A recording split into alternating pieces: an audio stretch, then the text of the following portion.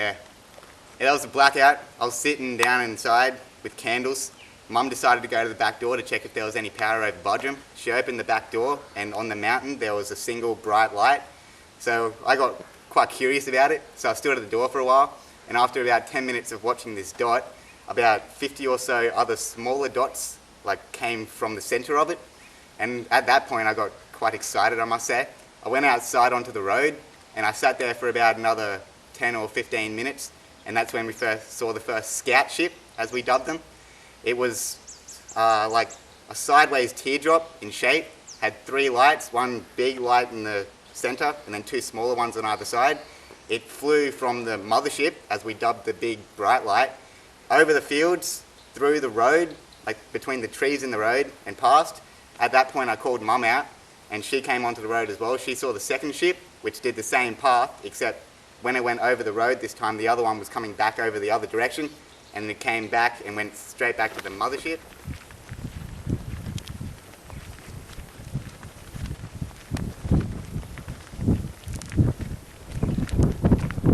About here. The mothership, as we called it, was about there, just on the top of the tree line, about from our perspective, about 1 millimetre down or so, and the scouts were just hovering around the top there. The ships that I'm talking about went from there, across these fields, in between the road here. It went behind these trees, and you saw it again on the road, then it went that way, behind those trees. And the one that was closer was about here, and it stopped and turned towards us, and then stayed for a couple seconds and turned that way, and then followed the same path as the others. And we saw the 2 ships cross each other just in that gap on the road.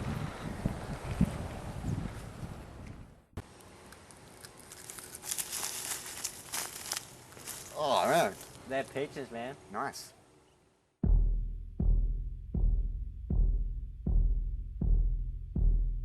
It was a Wednesday, and Midnight started acting really strange. She ran outside, and she was stuck in one spot. She was growling, the hair was sticking up on the back of her neck. And anybody who knows Midnight knows that doesn't happen very often.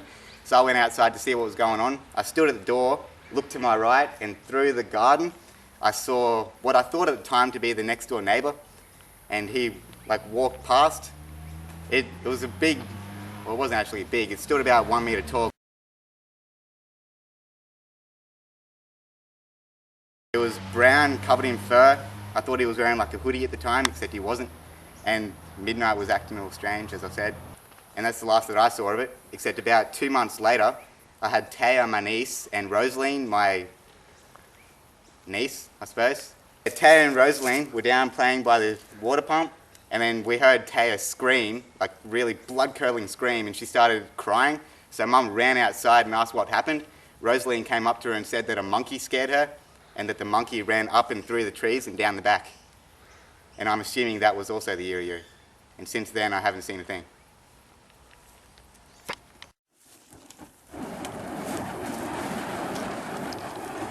Right, Steve.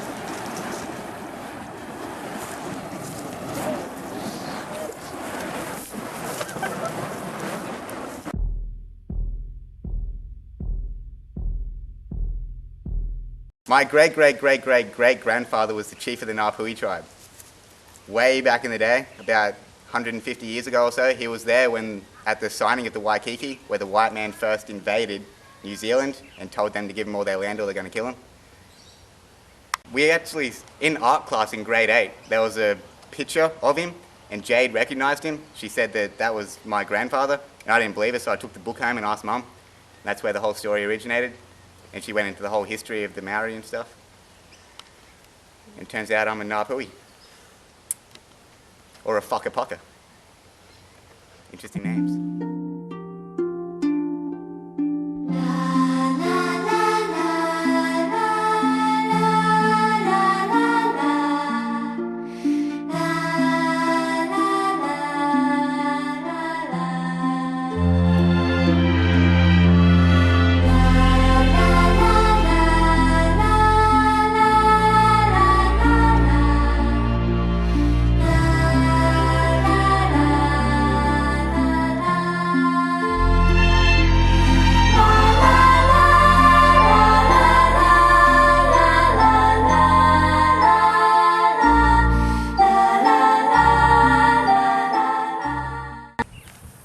only exists because man makes it.